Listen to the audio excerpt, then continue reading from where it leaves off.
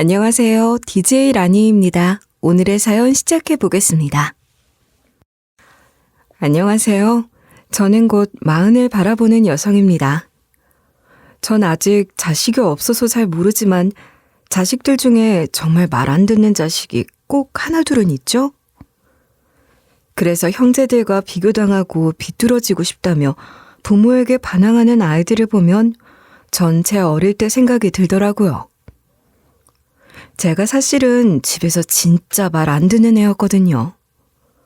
뭐든지 하고 싶은 대로 하다가 부모님이 그건 안 된다라고 하면 징징거리다가 머리가 좀 커서는 반항까지 하는 진짜 꼴통 중에 꼴통이었습니다.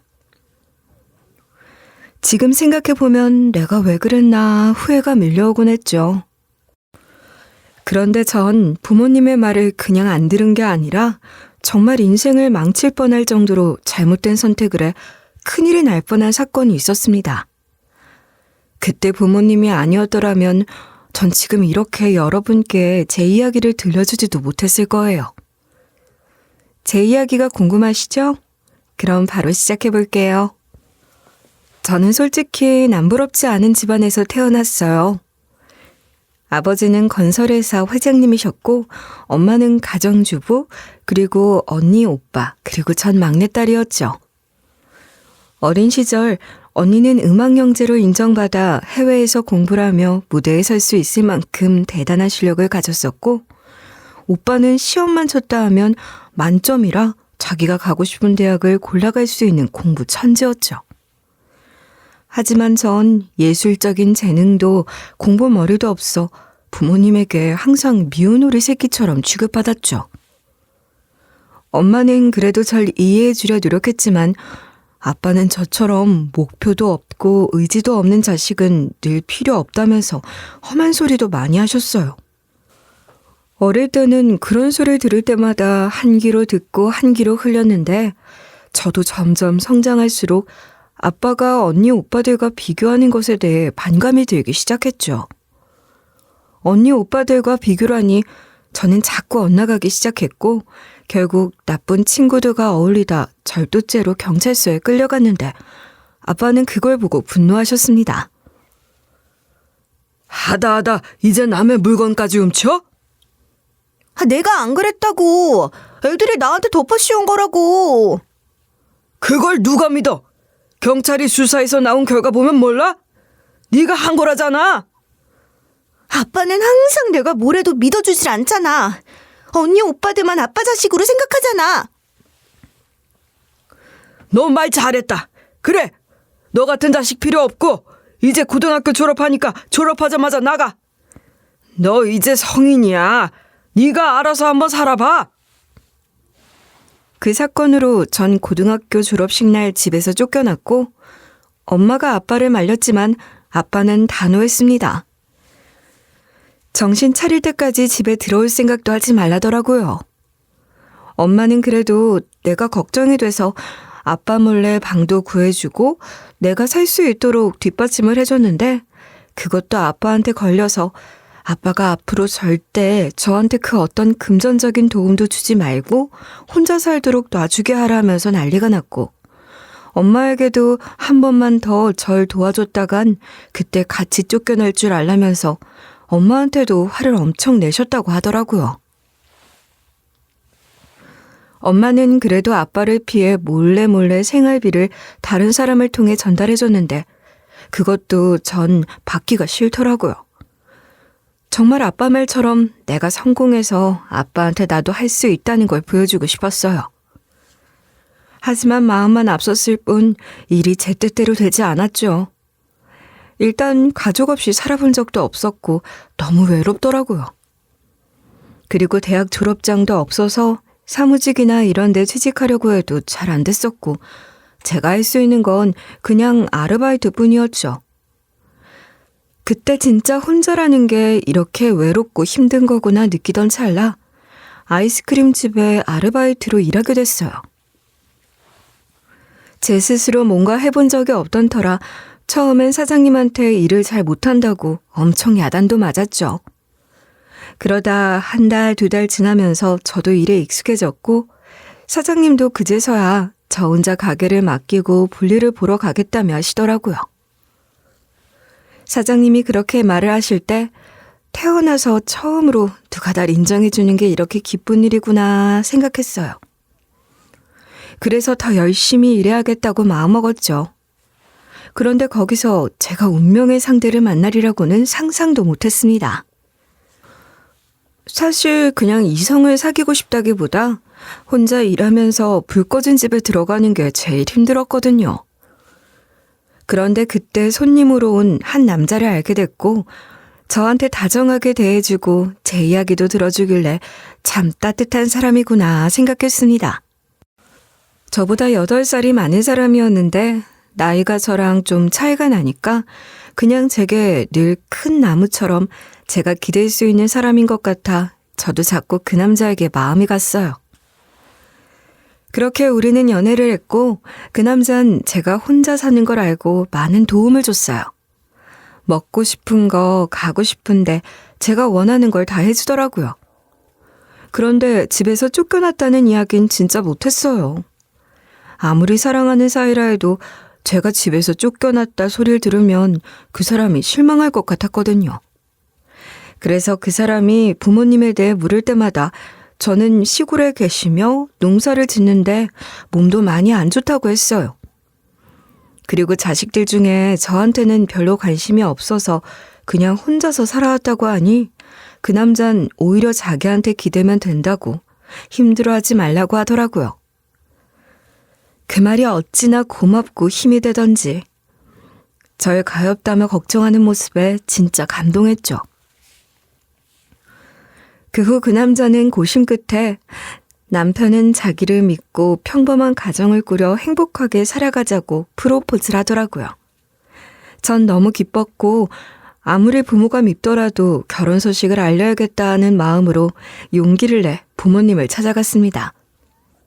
하지만 제 기대와 달리 아빠는 스스로 잘 산다는 게 8살이나 많은 남자랑 결혼하는 거냐면서 저를 꾸짖었고 저더러 이젠 정말 돌아올 수 없는 강을 건넜다며 결혼을 하든지 말든지 네 마음대로 하라고 하시더라고요.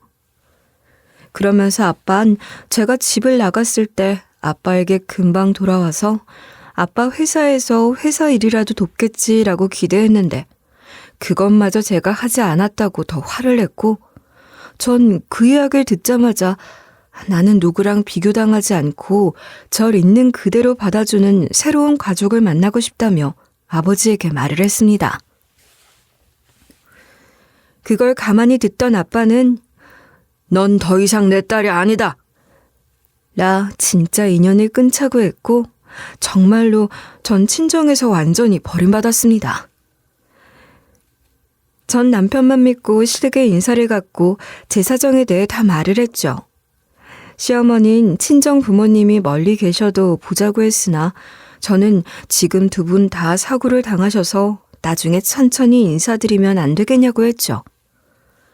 그러니까 시어머니는 너네 집은 딸 결혼시키는데 부모가 얼굴을 안 비친다는 게 말이 되냐? 면서 절 나무랐고 약간 이런 집구석이 있냐는 뉘앙스로 이야기를 했습니다.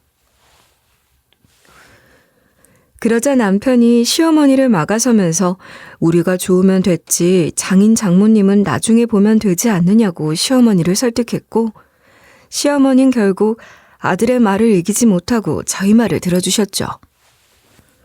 그러면서 시어머니는 결혼식은 꿈도 꾸지 말고 그냥 밥이나 먹고 치우자고 이야기를 하더라고요.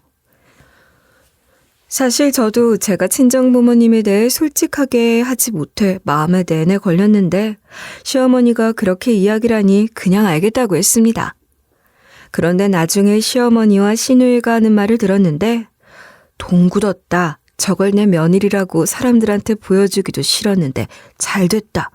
면서 이야기를 하더라고요.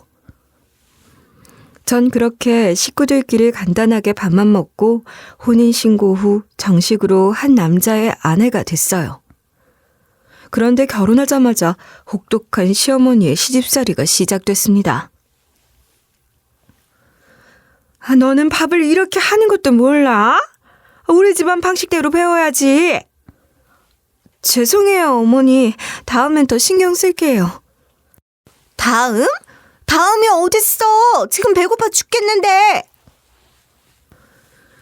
정말 말도 안 되는 걸로 신우와 시어머니는 둘이 똘똘 뭉쳐 절 아주 매일매일 못살게 굴려고 작정한 사람들 같았죠.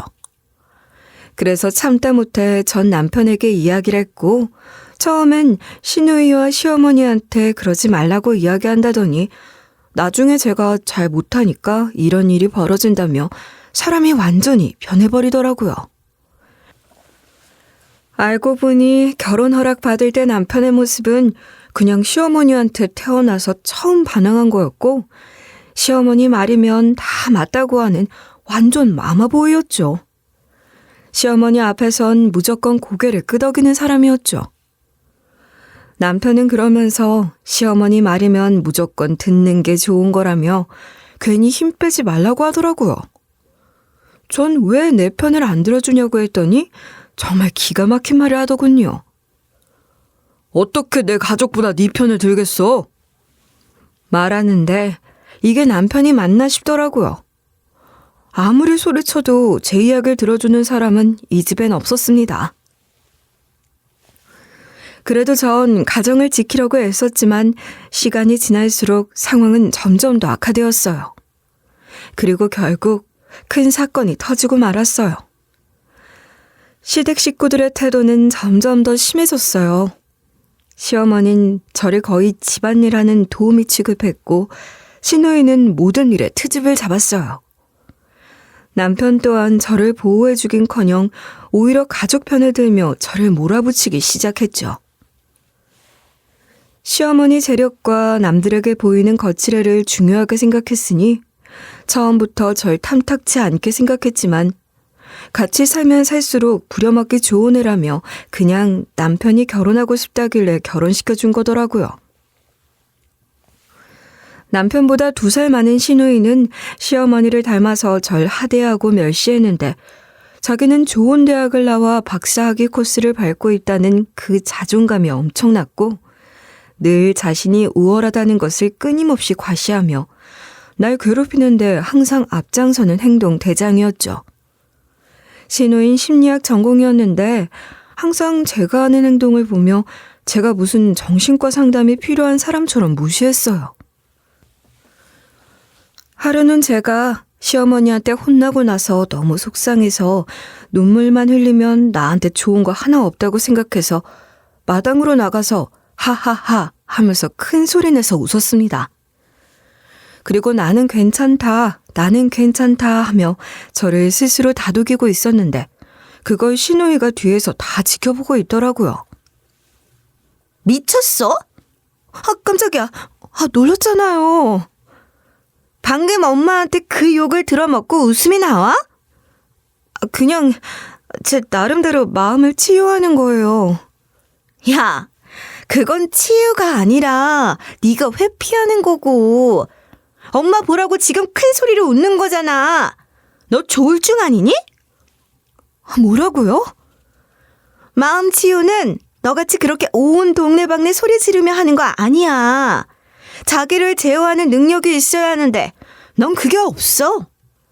요즘 너 엄마가 한 소리 하면 약간 분노 조절 장애처럼 언성을 높이던데 너 그거 자꾸 심해지면 상담받아야 해. 그래요? 그럼 저 좀 잘 병원 좀 소개시켜 주세요. 제가 왜 이렇게 됐는지 저도 알고 싶네요. 너 진짜 웃긴다. 지금 너 자신이 아니라고 부정하는 걸 반의적으로 말하는 거야? 너 이러다 우리가 정신병원에 쳐넣으면 어쩔 거야? 너 정신 차려. 지금 우리 엄마한테 욕먹는 게 낫지. 정신병원 가면 네 인생 끝이야. 그리고 네 말 아무도 안 믿어줘. 가족들의 증언만 믿어주지. 그러니까 잘해. 이상한 짓 하지 말고. 알아쳐 들어? 말대답하면 말대답한다고 오만 소리 다 하고 저 스스로 마음 다독이려 하니까 이제 정신병자 취급하다니. 자꾸 이런 소리 들으니 정말로 제가 문제가 있나 생각도 들다가 다시 정신을 가다듬고 생각하면 이 사람들이 절 미쳐가게 만들고 있구나 하니 정말 섬뜩했어요. 결혼 전엔 간소하게 결혼을 하자 해서 했고 혼수나 이런 걸 안 받는다는 걸 이해하는 줄 알았는데 절 괴롭히면서 이제는 제가 혼수며 예물이며 가져온 게 없다는 이유로 또 구박하기 시작하더라고요. 특히 시어머니는 어디 모임만 갔다 오면 성질이 난다면서 방에다가 가방을 던지고 혼자서 악을 쓰며 화를 냈습니다. 모임에 나가면 다들 며느리들이 뭘 해줬다, 어디 여행을 보내줬다, 어느 집 며느리는 스펙이 좋아서 밥 안 먹어도 배가 부르다는 이야기를 들었다고 하면서 자기 혼자서 막 화를 내다가 갑자기 절 쏘아보며 저걸 왜 내가 며느리로 들였지? 아, 내가 미쳤지? 하면서 저한테 화를 냈죠. 어떨 땐 분이 안 풀린다며 저한테 손에 잡히는 모든 물건을 집어던지면서 저 때문에 시어머니 인생이 망했다면서 그때 아들 말 듣고 절 며느리로 들이는 게 아니었다면서 울기까지 했습니다.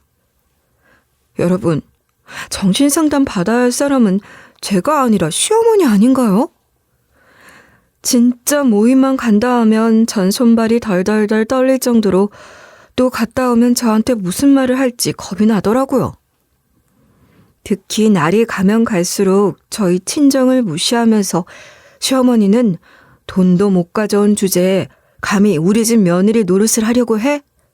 라며 노골적으로 무시했고 이걸 이용해서 절 말도 안 되는 걸로 괴롭히기까지 했습니다. 내 반지 어디 뒀는지 못 봤어? 아까 화장대에 있는 거 봤는데 어머님 화장대 닫고 제자리에 뒀어요. 넌 꼭 청소한다고 치우고는 다시 제자리에 안 두더라. 아, 빨리 찾아. 이상하네요. 아까 분명히 화장대에 있었는데. 화장대에 있었던 반지가 어디 갔을까? 네가 가져간 건 아니고? 형님, 저 그런 적 없어요. 그냥 한 번 해본 말인데 왜 발끈해? 엄마, 얘 옷 한번 뒤져봐봐. 가져갔을 수도 있지. 지가 어디 가서 그런 반지를 구경이나 해봤겠어? 보니까 혹했겠지. 야, 너 일로 와. 아, 이리 오라고. 그러더니 제가 입고 있는 옷을 막 뒤지더니 나중엔 홀딱 벗어보라고 하더라고요. 전 진짜 너무 치욕스러웠어요. 못하겠다고 했고 울면서 집을 나가버렸죠. 전 집 근처 놀이터에서 한참을 울었어요. 예전에 나쁜 친구들이 저한테 절도죄를 뒤집어 씌운 트라우마 때문에 이런 일을 겪으니 더 가슴이 아프더라고요. 그런데 남편이 전화가 와서 집에 안 들어오냐고 하더니 빨리 밥 차리라고 들어오라고 하더라고요. 참, 이 판국의 밥이라니. 전 지친 마음으로 집으로 갔는데 시어머니가 소파에 앉아서 텔레비전을 보는데 그 반지가 손에 끼어져 있더라고요. 어머님, 반지 찾으신 거예요? 화장대 밑에 있었어. 아니가 청소하면서 떨어뜨려서 이 사달이 난 거잖아. 하여튼 지가 지 죄를 벌어요. 쓸모없는 것. 이래서 며느리를 잘 들여야 하는 건데. 진짜 어이가 없었습니다. 진작 찾아보자라고 했으면 이런 일도 없었는데 이건 절 도둑으로 몰아가려고 제가 있을 땐 아예 찾을 생각도 안 했던 겁니다. 솔직히 결혼 생활을 하면서 이런 일은 비일비재로 있었지만 전 제일 두려운 게 바로 명절이었습니다. 명절이 되면 시어머니와 시누이는 완전히 날 잡고 절 괴롭히려고 눈을 부릅뜨고 제가 하는 모든 행동들을 감시했어요. 저는 하루 종일 주방에서 요리를 해야 했고 시어머니와 시누이는 손 하나 까딱하지 않았어요. 이거 뭐야? 전이 왜 이렇게 눅눅해? 그렇지. 야, 저는 좀 더 바삭하게 붙여야지. 이래서 어디 손님들 앞에 내놓겠어? 죄송해요. 다시 붙일게요. 아이고, 너 때문에 네 시아버지 제사밥도 못 얻어먹겠다. 하늘에서 얼마나 우리를 원망할꼬? 느려 터져가지고 빨리빨리 좀 해. 명절이나 제삿날이면 저는 허리가 끊어질 듯한 고통을 느끼며 하루 종일 그 모든 일을 해야 했죠. 새벽부터 다음날 새벽까지 모든 걸 정리하고 방으로 돌아와도 남편은 그런 저를 전혀 걱정하지 않았어요. 더구나 남편은 매일 어디서 뭘 하다 오는 건지 여자 향수 냄새도 났고 어디서 씻고 온 건지 샤워하고 들어온 적이 많았어요. 오늘 왜 이렇게 늦었어? 명절인데 일찍 와서 좀 도와주면 안 돼? 회사 일 많았어. 엄마한테 이야기했는데 왜 그러냐? 사람 피곤하게. 당신한테 요즘 여자 향수 냄새도 진동하고 왜 밖에서 씻고 오는 거야? 향수? 참네. 사무실에 있으면 여러 가지 냄새가 배이는 거 모르냐? 그리고 나 운동하고 사우나 갔다 오는 거야. 너 지금 무슨 상상하는 거야? 이제 하다가 남편 바람났다고 의심하냐? 참, 생각하는 게 너답다, 너다워. 엄마 말이 틀린 게 하나 없다니까? 그냥 물어본 거야. 내가 언제 당신 바람났대? 그리고 나 너무 힘들어. 당신이라도 좀 도와주면 안 돼? 명절마다 이 정도는 원래 다들 하는 거야. 엄살 그만 부려. 당신은 손 하나 까딱 안 하면서 난 당신 가족을 위해 이러고 있는데. 그게 네 역할이잖아. 결혼하면 원래 그런 거야. 당신 나랑 왜 결혼했어? 결혼하기 전에 자기한테 기대라고 하지 않았어? 그런데 이게 뭐야? 당신은 점점 어머님이랑 형님 편만 들고 내 이야기는 듣지를 않잖아. 야, 내가 일 시켰냐? 네가 잘해봐. 그럼 이런 대우도 안 받잖아. 기대라고 했지. 근데 그 전제 조건은 네가 잘했는데도 힘들면 기대라는 거지. 아무것도 할 줄 모르는 게 기대는 건 좀 염치 없는 거 아니냐? 야, 나 피곤해. 잠도 못 자게 사람을 괴롭히네. 남편에게 분명 누가 있는 것 같았죠. 여자의 축이란 게 있으니까요. 하지만 남편은 그럴 때마다 절 이상한 여자라고 몰고 갔고 날이 갈수록 험한 말도 서슴지 않았죠. 사람이 어떻게 저렇게 변할 수 있는지 이해가 되질 않았어요. 시어머니와 시누이의 막말도 날이 갈수록 그 수위가 높아졌죠. 제가 아무리 잘해도 절 구박하는 이유만 만날 생각해내는 게 일인지 하다 못해 이제 친정까지 들먹이더라고요. 당시 제가 친정부모님이 시골에서 농사 짓는다고 이야기를 했더니 그걸 가지고 완전히 절 물어뜯더라고요. 거지 같은 친정부모 밑에서 태어난 게 억울하지도 않냐면서 나 같으면 딸을 이렇게 두지 않는다며 제 속도 모른 채 이런 막말을 내뱉었고 나중엔 그런 친정이랑은 인연을 끊으라고 하더라고요. 그건 내가 알아서 할 일이라고 하자 시어머니와 시누인 니네 부모도 너한테 관심이 없으니까 이렇게 네가 이런 취급을 받아도 가만히 있는 거겠지 하면서 가슴을 후벼 파는 이야기라는데 진짜 자존심이 상하더라고요. 정말 마음 같아선 다 이야기하고 함부로 말하지 말라고 하고 싶었지만 친정아빠가 저랑 인연 끊자고 해서 제가 여기까지 오게 된 거니 진짜 할 말이 없더라고요. 그런 말을 들을 때마다 어쩌다가 제가 이런 꼴이 됐나 자괴감까지 들고 나중엔 우울증 진단까지 받을 정도로 삶이 무기력해졌죠. 특히 시어머니는 모임만 다녀오면 다른 집 며느리는 시어머니한테 선물도 하고 여행도 보내주는데 저건 생각이 없는 건지 시애미를 완전 무시하는 건지 아무것도 안 한다며 만날 타박을 줬고 시누이는 그걸 거들면서 이런 걸 저 거지 같은 게 어떻게 아냐면서 친정에서 보고 자란 게 없는데 하며 개무시를 하더라고요. 그리고 시누이는 시어머니 반지 사건 이후로 뭐만 없어졌다 하면 찾아볼 생각도 안 하고 절 도둑년으로 몰았고 제가 시누이 물건을 찾아주면 시누이는 그제서야 아무 일 없었다는 듯이 조용해졌죠. 그래서 저는 이것 때문에 완전히 노이로제가 걸려서 방 치우기 전후 사진을 찍어두기까지 했습니다. 억울하게 누명을 쓰기 싫더라고요. 한 번은 시어머니가 집안 대청소를 시켜서 온 집안을 청소하다 시어머니 방에서 깜빡 잠이 들었는데 시어머니가 온 줄도 모르고 저는 시어머니 침대 한켠에 몸을 누이고 세상 모르고 자고 있었습니다. 그런데 갑자기 누가 소리를 치면서 제 발목을 잡고 질질 끌고 나가더라고요. 그 사람은 바로 시어머니였죠. 감히 시어머니 방에서 잠을 쳐자? 너 지금 시위하는 거지? 무슨 소리세요? 저 잠깐 잠든 거예요. 이거 놓으세요. 너, 이 돈 뭐야? 뭐냐고? 무슨 돈이요? 네 방에 가니까 돈다발이 있던데 이거 뭐냐고? 그건 결혼 전에 친정엄마가 주신 돈이에요. 웃기고 있네.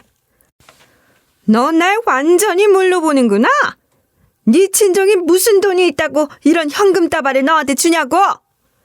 결혼식 할 돈도 없어서 거지 같은 딸년을 우리 집에 시집 보내고 나 몰라라 하는데 너 같으면 믿겠냐? 정말 아니라고요. 친정엄마가 주신 거 맞다고요. 그럼 네 친정엄마한테 당장 전화해. 전화하라고. 전 너무 억울했지만 친정엄마한테 전화하는 건 도저히 할 수 없었습니다.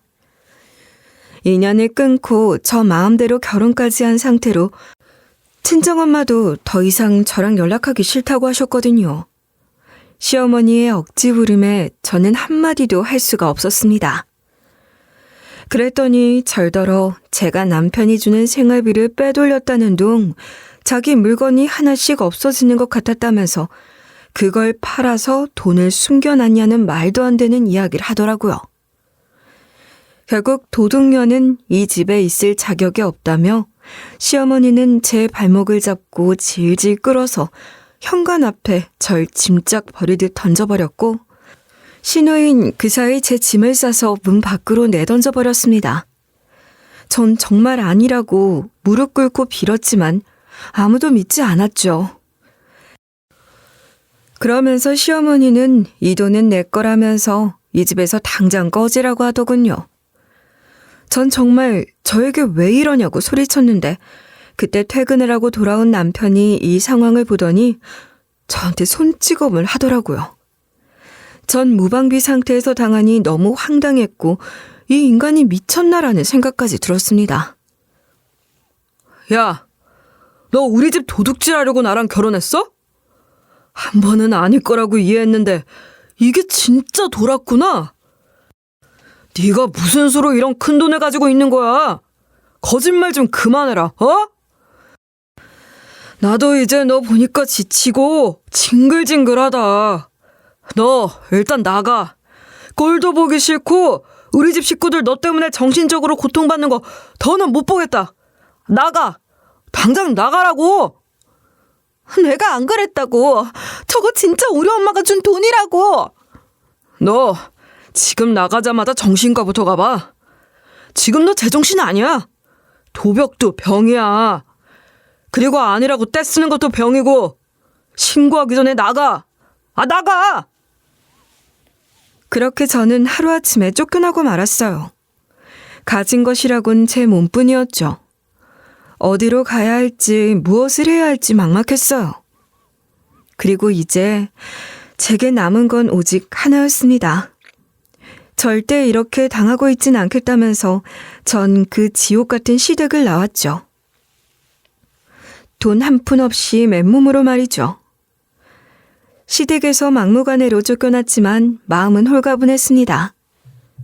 다시 혼자가 돼서 돈 한 푼 없이 떠도는 신세가 되니 참 내 인생을 왜 이렇게 됐나 생각이 들더라고요.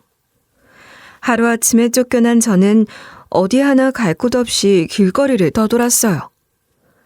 남편과의 이혼은 하지 않았지만 현실적으로 혼자서 살아가야 했죠.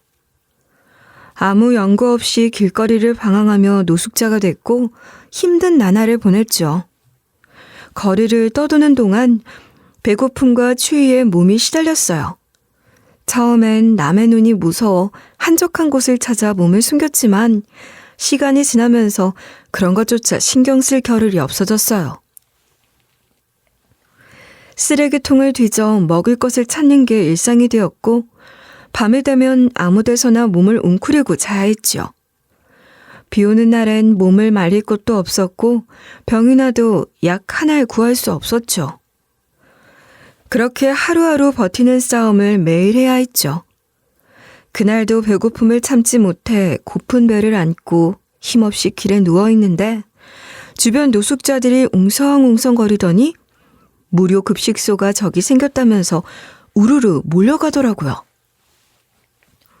저도 그들을 따라 무료 급식소를 찾아갔습니다.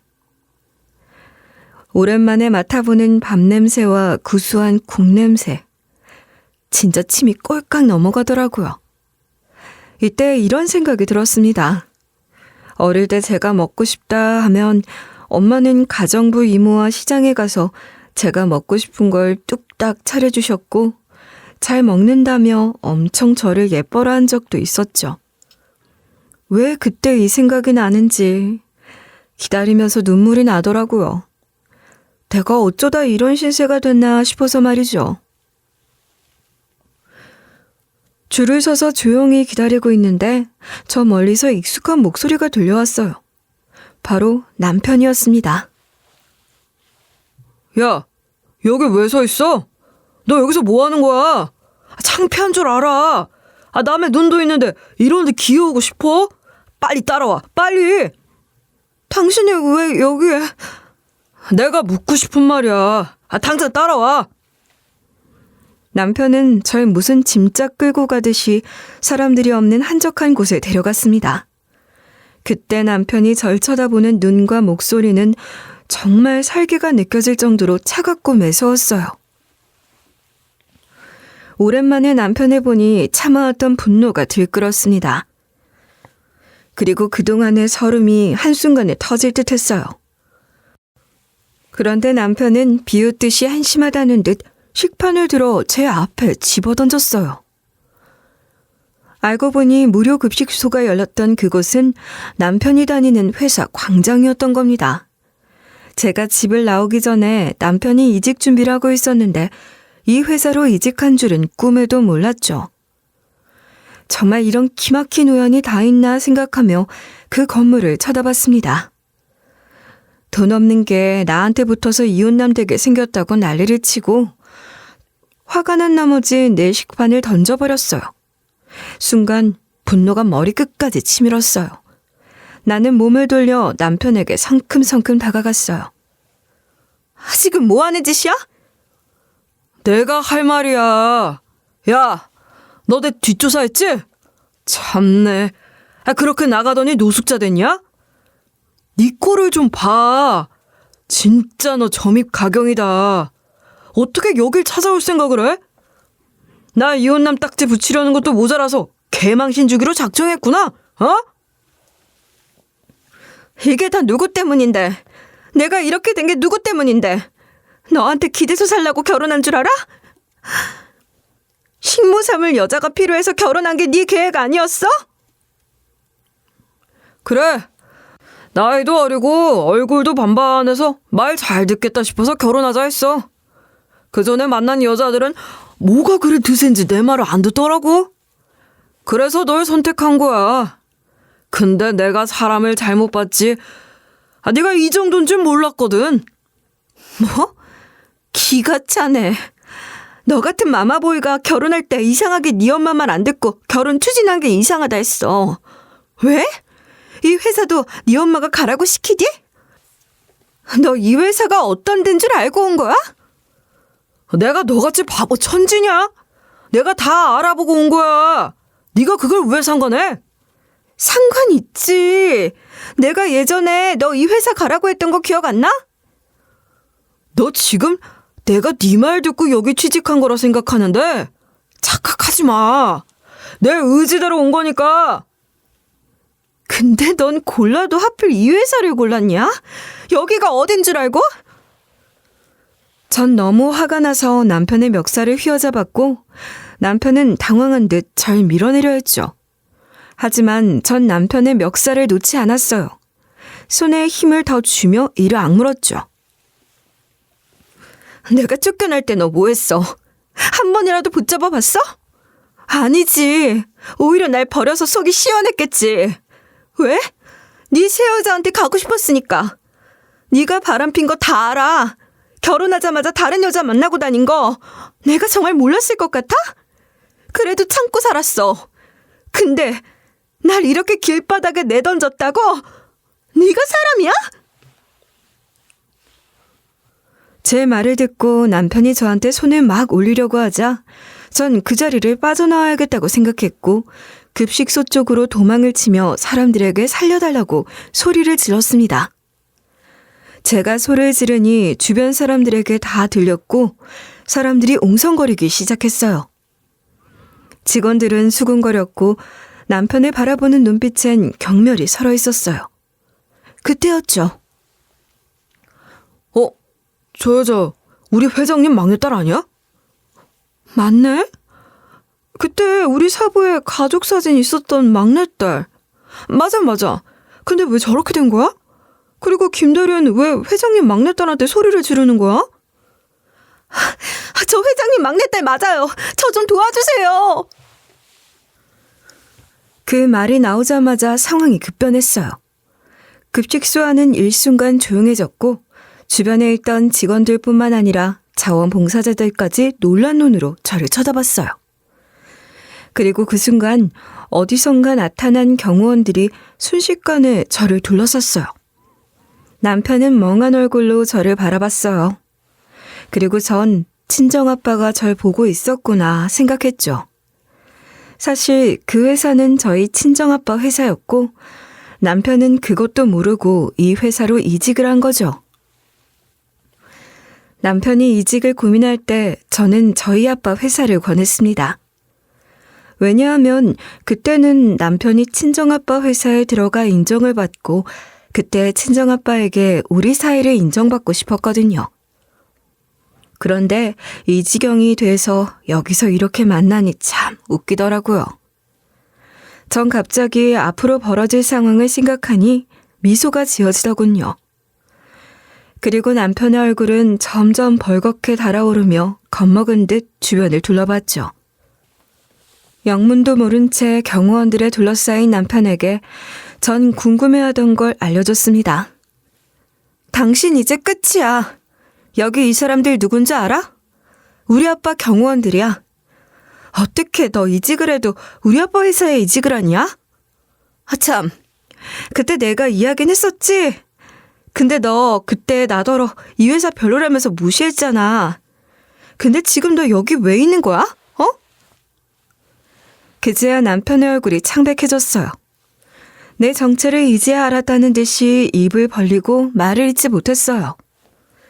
그리고 제 옆에 서 있던 경호원이 조용히 남편을 향해 말했어요. 이제부터 회장님의 지시에 따르시죠. 회장님 지시? 그게 뭔 말이에요? 회장님 곧 내려오십니다. 회장님. 회장님, 이렇게 뵙게 돼서 영광인데요. 이 여자 정말 회장님 따님인가요? 아니죠. 이 여자 저랑 이혼할 여자거든요. 지금 정신이 막 돌아서 미쳤어요. 미친 여자예요. 자기 아버지가 농사 짓는다고 했는데 말도 안 돼요. 얼굴 좀 똑바로 보세요. 어딜 봐서 이 여자가 회장님 딸이에요. 제가 다 정리하겠습니다. 이런 모습 보여드려 죄송합니다. 이 새끼가 어디서 내 딸을 미친 여자라고 해? 너 어디서 굴러먹다 온 개벽 따구야? 너 우리 딸 왜 꼬셨어? 너 우리 딸 내 딸인 거 이미 알고 있었던 거 아니야?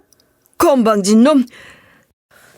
내가 내 딸이랑 결혼한 놈 낯짝을 한번 보러 가야지 했는데 알아서 굴러 들어왔네. 야! 누가 이딴 놈을 우리 회사에 들였어? 인사부장 나오라고 해. 이 새끼 탈탈 털어서 어떤 놈인지 빨리 전달하라고 해. 아닙니다, 회장님. 이 사람 부모님은 분명히 농사 짓는다고 했어요. 당신 말해봐, 얼른. 그래, 자식 농사도 농사지. 내가 우리 막내 자식 농사를 잘못 지어서 너 같은 놈한테 보낸 게 진짜 천추의 한이다, 한. 아이, 보기 싫으니까 이 새끼 빨리 끌어내. 아빠,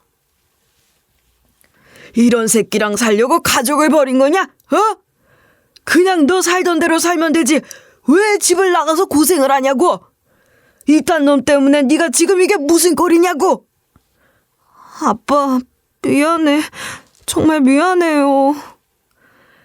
이제 네 고집 안 받아준다. 김 기사, 당장 얘 태워서 집으로 보내. 당장. 잠깐만요, 아빠. 저 인간한테 마지막으로 해줄 말이 있어요.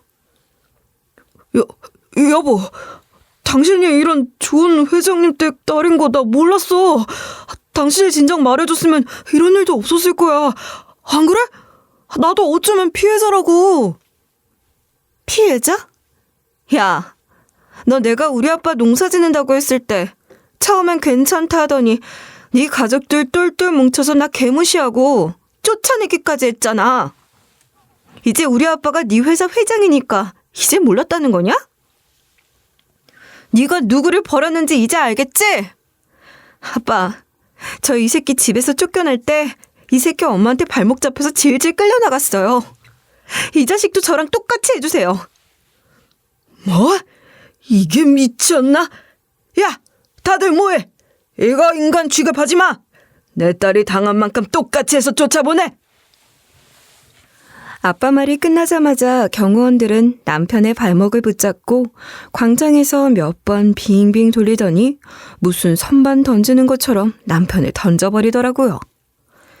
진짜 남편이 그렇게 날아가는데 제 속이 뻥 하고 뚫렸죠. 결국 경호원들은 남편을 회사에서 끌어내고 회사 쪽으로는 소변도 보지 말라며 완전히 개망신해줬습니다. 며칠 후 전 아버지의 집무실로 불려갔어요. 아버진 이미 모든 사실을 알고 있었어요. 그날의 무료 급식소에서의 소동이 빠르게 전해졌던 거죠. 친정아빤 내 딸을 노숙자로 만들고도 뻔뻔하게 살아온 그 녀석을 가만히 둘 수 없다며 차가운 목소리로 말씀하셨죠. 그리고 비서를 불러 지시했어요. 인사팀의 지시에서 남편을 바로 징계위원회에 회부하도록 하고 업무 태만, 근무 중 품위 손상, 동료 간 폭력 행위까지 법적 대응도 검토하라고 하셨죠.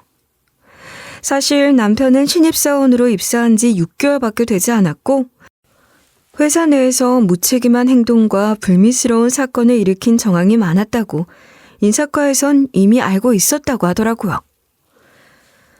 친정아빠는 그 점을 놓치지 않았고 즉각적인 조치를 취했어요. 인사팀은 그의 행동을 문제 삼아 해고 수순을 밟았고 사내 평판이 바닥으로 떨어지면서 남편을 감싸줄 사람도 없었어요. 결국 남편은 회사에서 쫓겨났고 재취업도 어려운 상황에 처하게 됐죠. 이제야 제대로 된 벌을 받는구나 싶었죠. 그런데 며칠 후 남편은 저에게 전화를 해 한 번만 만나달라고 애원하길래 도대체 무슨 말을 할지 궁금해서 마지막으로 만났습니다. 그는 마지막 희망을 걸고 저를 찾아왔더라고요. 한때 절 무시하던 태도와는 전혀 다른 초라한 모습이었어요. 제발 한 번만 용서해줘. 다시 시작할 수 있게 해줘. 너 기억 안 나니? 내가 시댁에서 그렇게 당할 때 날 좀 도와달라고 애원했었어. 그때 너 나한테 네가 좀 잘하지 그랬어. 생각 안 나? 나도 마찬가지야. 그러게 우리가 부부였을 때 네가 좀 잘하지 그랬어? 이제 늦었어. 이제 네가 겪는 고통은 내가 겪었던 것에 비하면 아무것도 아니야. 이 정도로 마무리한 걸 좋게 생각해. 참, 그리고 이혼 소송한 거 알지? 이제 나 찾아오지 마. 찾아오면 진짜 그땐 가만히 안 있을 테니까. 남편은 아무 말도 하지 못했어요. 제가 떠나려는데 제 바지가랑이를 붙잡고 울더라고요. 이제 다신 자기 엄마 말을 듣지 않겠다고, 누나가 하는 말에 휘둘리지 않겠다며, 자기가 가스라이팅 당했다며 말도 안 되는 소리를 하더라고요. 진짜 이런 찐따가 다 있나 싶은 생각이 들었죠. 제가 이런 놈을 뭘 믿고 기댄다고 했는지. 진짜 후회가 막심이었습니다. 저는 남편을 뿌리치고 다시 제 갈 길을 가려는데 제 뒤통수야 대다고 이러더라고요. 우리 엄마랑 우리 누나한테 다 이럴 거야. 니네 아빠가 회장이라도 아무 상관없어. 너 우리 엄마한테 박살낼 거야. 하는데 진짜 초등학생도 저러진 않겠다 싶더라고요. 완전 유치해서 온몸에 닭살이 돋을 정도였다니까요. 전 그동안 시어머니와 시누이, 남편에게 당한 학대를 모두 다 경찰에 이야기를 했고 또한 변호사를 통해 남편과 시댁을 상대로 법적 조치를 먼저 취했습니다. 남편의 외도와 인식공격 등을 유책 사유를 증명하여 위자료 청구하는 이혼 소송을 진행했고 시댁에서 제 돈을 부당하게 착취한 것 또한 재산분할 청구에 넣어서 법적 처벌을 해달라고 요청했죠. 제가 슬슬 법적으로 목을 조여가자 시어머니와 시누이가 이번엔 절 또 찾아왔습니다. 전 만나기 싫다고 여러 번 거절했지만 완전히 자기들 마음대로 우리 집 초인종을 누르더라고요. 경찰에 신고하겠다고 했더니 우린 아직 법적으로 가족이라며 가족관계 증명서를 들고 인터폰으로 보여주는데 진짜 저러고 싶나 생각이 들었죠. 전 정말 이 인간들과 끝내야겠다는 심정으로 남편과 봤던 집 근처 카페에서 만났죠. 자기 엄마랑 누나한테 이른다더니 진짜 일렀나 보네. 정말 가족 사랑이 대단하네요. 부럽습니다. 야, 솔직히 이거 사기 결혼 아니니? 너 뭘 알고 깝죽대는 거야? 사기? 내가 우리 아빠가 회사 회장인 거 말 안 했다고 사기야? 그럼 고소해. 누가 이기나 해보자고. 난 니들이 이제껏 나한테 했던 거 다 이야기하면 니들이 나한테 보상해야 할 거 차고 넘쳐? 이거 왜 이래? 넌 좀 가만히 있어. 저기 아가, 우리가 몰랐었고 다 미안하다. 널 괴롭힌 게 아니라 널 가르친 거야. 너 그거 모르겠니? 그리고 내가 정말 널 내쫓았을 것 같아? 아니야. 그냥 훈계한 거야. 난 네가 친정부모님이 너에 대해 신경 안 쓴다고 해서 우리 딸이랑 똑같이 대했어. 딸 같은 마음으로 말이야. 뭐라고요? 딸? 이보세요. 당신 딸한테 그렇게 막말하고 도둑년이라고 하고 집에서 쫓아낸 적 있어요? 없잖아요. 무슨 말 같지도 않은 소리래요? 네가 솔직하게만 이야기했어도 이 사달 안 났어. 너 지난번에도 이야기했지만 너 정신과 가야 해. 참네. 내가 내 기준에서 우리 집이 돈 없다고 말한 건데 그게 사기인가? 말해봐. 그건 너 입 다물어. 이제 한마디도 하지 마. 아가, 너희가 어떻게 맺어진 인연인데 이러니. 이제야 나도 사돈이 누군지 알았고 그럼 제자리를 되찾아가면 되는 거 아니니? 그리고 솔직히 갈 데 없는 너랑 우리 아들이 결혼하자 해서 우리 집에서 따뜻한 밥 먹고 살았잖아. 그건 인정해야지. 잘 살았다고요? 당신이 보기엔 내가 잘 산 것 같아 보여요? 그래, 너도 우리한테 서운한 게 있으니까 내 얼굴 이렇게 돼도 난 너희가 다시 잘 살길 바란다. 내가 너한테 그런 건 훈계라고 했잖아. 훈계. 그러니까 무슨 이혼 소송이다, 재산 분할 이런 거 하지 말고 우리 다시 서로에 대한 오해 풀고 잘 살아보자. 아가, 응? 아니요, 싫은데요? 이제 아빠도 저 집에 오라고 했고 아빠가 저더러 이혼 안 하면 가만 안 둔댔어요. 저 이제 부모님 말씀 잘 들으려고요. 우리 아빠가 당신 안 찾아간 걸 고마워해야 해요. 우리 아빠는 그 더러운 집구석에 가기도 싫고 당신들 낯짝도 보기 싫대요. 그래서 변호사 통해서 다 해결하는 거고요. 전 말 다 했는데 더 할 말이 있어요? 넌 애가 왜 이렇게 모지니? 너 안 그랬잖아. 저 원래 이래요. 가정 지키려고 참았던 것뿐이에요. 근데 그 가정이 완전 개판이라 이제 제가 깽판 치려고요. 그럼 이만. 참, 당신들 나한테 했던 행동들 그것도 아마 책임져야 할 겁니다. 전 너무 화가 나서 시킨 커피를 시어머니 얼굴에 부어버렸고 전 아이스 커피인 줄 알았는데 뜨거운 커피여서 살짝 놀랐습니다. 하지만 좀 식은 거라 크게 화상을 입을 정도는 아니었어요. 그런데 시어머니는 뜨겁다며 방방 뛰었고 시누이한테 빨리 병원에 가자고 했는데 시누이 말이 더 가관이었어요. 엄마, 나 지금 교수님이랑 약속 시간 다 됐어. 병원에 혼자 갔다 와. 응? 내가 택시 불러줄게.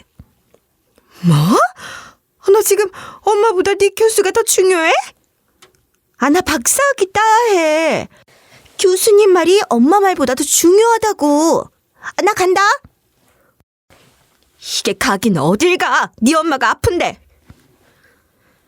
전 시누이의 머리채를 잡아서 카페를 못 나가게 했고 시누이는 소리를 지르며 놓으라고 난리를 쳤죠. 그리고 그때 마침 시누이 교수한테서 전화가 오는데 시누이는 그걸 받으려고 했고 전 전화를 바닥에 내던지고 박살을 내버렸습니다. 이런 게 무슨 심리학 박사를 따겠다는 건지 모르는 제가 봐도 시누이는 자격이 없었습니다. 야, 너 돌았어? 내가 너 가만히 안 둘 거야. 이게 어디서? 어떡해. 교수님 전화 못 받으면 나 끝이라고. 이년아, 넌 내 얼굴은 안 보이니? 그놈의 박사 다 때려쳐. 그리고 나 아직 법적으로 네 시엠이야. 뭔 소리래? 누가? 당신이? 난 당신을 한 번도 시어머니라 생각한 적 없어. 그냥 나이든 마기 할멈이었지. 그리고 네 엄마한테 좀 잘해라. 나 괴롭힐 때는 그렇게 잘 뭉치더니 왜 이래? 난 모르겠고 다들 알아서 해. 나 간다. 아무리 미안하다고 소리쳐도 전 들리지 않았습니다. 사람 같아야 말이 들리죠. 전 더불어서 시어머니와 시누이의 학대 및 명예훼손에 대한 법적 처벌을 진행했습니다. 변호사에게 그동안 시댁 식구들한테 당했던 걸 말하자 입이 떡 벌어지더라고요. 시댁 식구들이 함부로 막말하고 손찌검하는 것도 엄연히 상해죄, 폭행죄, 모욕죄, 그리고 강요죄까지 다 성립이 될 수 있어서 벌금과 징역을 살 수 있다고 하더라고요. 전 이야기 들으니까 이제껏 바보같이 살았던 생각이 들었고 당장 시댁 식구들을 고소했어요. 시댁 식구들은 결국 3천만 원 정도의 벌금을 받고 저와 합의하지 않을 경우 징역을 살 수도 있다고 하자 시댁 식구들은 감옥 가기 싫다면서 합의를 하자고 했고 전 선처라는 건 없다며 벌금의 2배 정도의 합의금을 제시했어요. 그리고 재산 분할을 하려는데 알고 보니 남편은 우리 아빠 회사에서도 손해배상 청구가 들어와서 그 돈 마련한다고 재산 분할해줄 돈이 없다면서 징징거리더라고요. 변호사에게 이 사실을 전하자 제가 받을 수 있는 위자료라도 받아야 한다며 시어머니가 가족 명의로 돌려놓은 땅이 좀 있었는데 그걸 받을 수 있다고 하더라고요. 그래서 전 30평짜리 아파트는 살 수 있는 정도의 금액을 받을 수 있는 걸 알아냈고 시댁은 저한테 한 푼도 주기 싫다며 이리저리 변호사를 알아보다가 변호사 살 비용도 없는 형편으로 전락해버렸어요.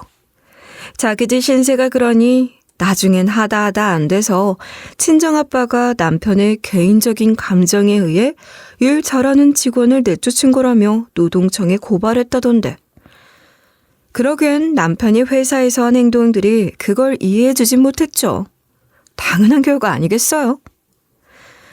전 남편과 이혼 소송을 진행했고 친정아빠 덕분에 능력 있는 변호사 있어서 그런지 승소했습니다. 일이 아주 깔끔하게 처리가 됐죠.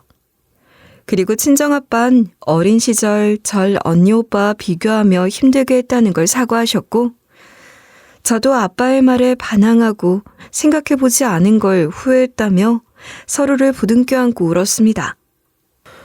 너 근데 왜 그 자식한테 내가 농사 짓는 거라고 했냐? 그냥 그땐 철모르고 한 말이었어. 그냥 아빠가 평범한 사람이었더라면 나한테 그렇게 기대를 안 할 거라고 생각했거든. 그래, 너와 떨어져서 살다 보니 아빠가 너희들의 각자의 생각을 너무 몰랐던 것 같아. 자식은 부모의 소유물이 아닌데 아빠가 정말 미안하다. 아니야, 아빠. 내가 더 미안해. 나도 아빠 마음을 헤아리지 못해서 정말 미안해. 이제 언니 오빠처럼 효전으로 톡톡히 할 테니까 지켜봐줘. 아유, 우리 막내딸이 언제 이렇게 컸냐? 그래, 아빠가 기대할게. 전 그렇게 아빠와 화해를 했고 제자리로 돌아왔습니다. 시댁 식구들은 저희를 이겨보겠다고 법적 대행을 한다고 비싼 변호사까지 써서 일을 해결해 보려고 했지만 잘 풀리지 않았고 결국 집까지 팔아버렸다고 변호사가 그러더라고요. 셋이서 그렇게 좋아 죽더니 돈 없으니까 서로 각자 살겠다며 뿔뿔이 흩어졌는데 이후 남편은 한 번씩 제게 전화해 다시 생각해보지 않겠냐며 빌었지만 전 받아주질 않았죠. 그러면서 우리 엄마랑 누나가 어떻게 사는지 알면 자기 죄를 용서해 줄 거라며 음성 메시지에 수십 통을 남겨놨더라고요. 제가 그걸 확인을 안 했더니 나중에 남편한테서 장문의 문자가 왔더라고요. 그 문자를 읽고 인과응보가 이런 거구나 생각했죠. 남편은 회사에서 쫓겨나 이곳저곳 서류를 넣었지만 친정아빠가 워낙 발이 넓은 탓에 어떤 회사도 남편을 받아주지 않아 아르바이트라며 혼자서 겨우 밥을 먹을 정도로만 버티고 있다고 했고 시어머니는 남편에게 빌붙어 살고 싶었지만 남편이 엄마 때문에 내 인생 망쳤다면서 이제 마마보이에서 벗어나고 싶다며 시어머니와 인연을 끊었다고 하더라고요. 시어머니와 인연을 끊어도 전 다시 되돌아갈 생각을 추호도 없었죠. 전 남편도 연락이 없자 이제 제가 할 일을 찾아보려고 하던 차에 아빠가 회사에서 무료 급식소 운영하는 걸 저더러 맡아서 해보라고 하시더라고요. 그래서 전 해보겠다고 했죠. 제가 노숙했던 경험이 있기에 뜨끈한 국물이 그분들에게 도움이 될 것 같아 국밥 맛집을 찾아가 계약을 하려는데 바로 거기서 시어머니를 만났습니다. 거긴 숙소가 제공되는 국밥집이었는데 오갈 데가 없어서 거기서 일을 하고 있었죠. 시어머니는 날 보더니 놀라서 주방으로 도망쳤고 저는 국밥집 사장님에게 이곳과 계약할 테니 저 아줌마를 해고시켜달라고 했습니다. 사장님도 안 그래도 저 아줌마 자꾸 돈을 훔쳐가서 몇 번 걸려서 찜찜했는데 잘 됐다 해고한다고 하더라고요. 결국 시어머니는 국밥집에서도 쫓겨나 시어머니 동생 집에 찾아갔는데 동생도 형편이 좋지 않아 시어머니를 결국 내보냈고 이후로 시어머니는 어디로 갔는지 사라져 연락이 끊겼다고 국밥집 사장님이 그러더군요. 그리고 시누인 논문 표절로 결국 석사학위도 취소됐고 박사는 꿈도 못 꾸게 돼 자존심이 너무 상한 나머지 고시원 방에서 나오지도 않고 우울증에 시달리며 사회와 단절된 삶을 살고 있다고 하더라고요. 저는 아빠 회사 봉사팀에서 일하며 새로운 삶을 시작하고 스스로의 힘으로 당당하게 살아가는 중입니다. 그리고 전 이 경험을 토대로 절대로 다시는 누구에게도 휘둘리지 않고 제 의지대로 삶을 살아갈 것을 다짐했답니다. 여러분, 내가 힘들다고 해서 포기하고 도망치는 건 해결책이 아니더라고요. 순간은 힘들지만 내 스스로 이겨낼 용기를 키우고 또 나를 사랑하는 사람들의 이야기에 귀 기울이며 산다면 인생에서 아무리 힘든 일이 생겨도 거뜬히 이겨낼 수 있을 겁니다. 지금까지 긴 이야기 들어주셔서 감사드리고요. 언제나 할 수 있다는 마음으로 멋진 인생을 살아가길 응원할게요.